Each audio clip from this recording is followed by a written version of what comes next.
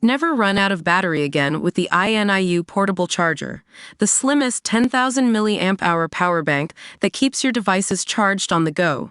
Stay powered up wherever you go. Click the link in the video description to shop now on Amazon. Welcome to Electro Drive News. I'm your host here today. If you're a Porsche fan, chances are you're also aware of the struggles the luxury brand has been facing in the Chinese market. Well, it's not all bad news for Western luxury automakers, but let's take a closer look at why Porsche is facing an uphill battle in China. The truth is, without the Chinese market, these prestige brands would likely be nothing more than a distant memory. But today, we're here to talk about what's happening with Porsche and whether they'll continue to sell EVs in China. Porsche's sales in China plummeted by 42% in the first quarter of this year. That's quite an alarming rate, if you ask me. The company's CEO Oliver Blume even mentioned at Auto Shanghai 2025 that Porsche might stop selling EVs in China within the next 2 to 3 years. Can you imagine?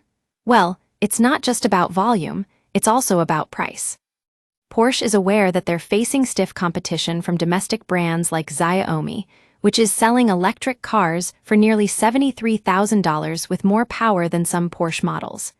Meanwhile, Porsche has chosen to maintain its high-end prices, refusing to cut costs or introduce new, more affordable models. The result? Sales are suffering. But here's the thing, Blume doesn't view Xiaomi as a direct competitor. He believes that while their cars might be cheaper, they can't match the driving ability of a Porsche. Now, I'd love to see how those two stacks up against each other on the track. But in reality, it's tough for international brands like Porsche to compete with lower prices and a broader range of models. It seems like Porsche is playing catch-up, focusing on maintaining its brand image rather than churning out mass-market EVs at a lower price point. That new Cayenne EV and 718 successor due later this year, you can bet they won't be cheap. But the question remains, will that be enough to keep Porsche relevant in China? The bottom line is, with Chinese brands having an advantage when it comes to raw materials and labor costs, it's becoming increasingly difficult for international players like Porsche to stay competitive. So, what's next? Well, we might see some more localized models from Porsche or other luxury brands in the future.